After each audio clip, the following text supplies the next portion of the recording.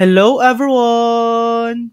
In this video, I'll show you how to add money to your Oyster card. First, if you're at a tube or train station, go to any ticket machine.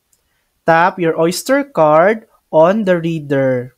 Choose Tap App, enter the amount you want, and pay with cash or card. You can also tap app online. Just sign in to your TFL Oyster account or use the TFL Go app.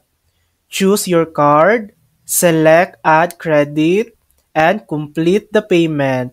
The balance will load the next time you tap in.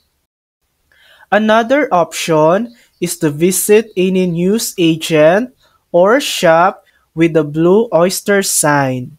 Hand them your card, tell them the amount you want to add, and they'll top it up for you.